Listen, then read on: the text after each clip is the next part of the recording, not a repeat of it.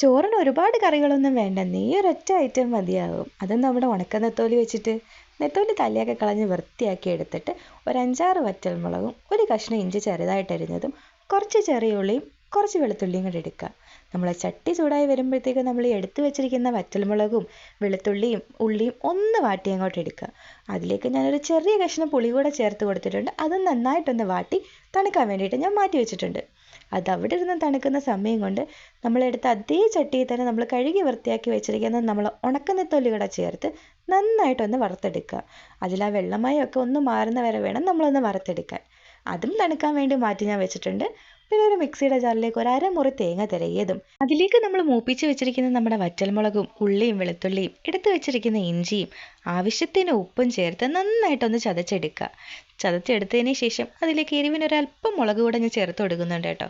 ഒരു മുളകും നമ്മൾ വറുത്ത് വെച്ചിരിക്കുന്ന നമ്മുടെ ഉണക്കനെത്തോലിയും ഒരു തണ്ട് കറിവേപ്പിലയും കൂടെ ചേർത്ത് നന്നായിട്ടൊന്ന് അരച്ചെടുത്ത് കഴിഞ്ഞാൽ നമ്മുടെ ഉണക്കനെത്തോലി ചമ്മന്തി റെഡിയായി. നിങ്ങൾ എന്തായാലും ഒന്ന് ട്രൈ ചെയ്ത് നോക്കുക, നിങ്ങൾക്ക് തീർച്ചയായിട്ടും ഇഷ്ടപ്പെടും.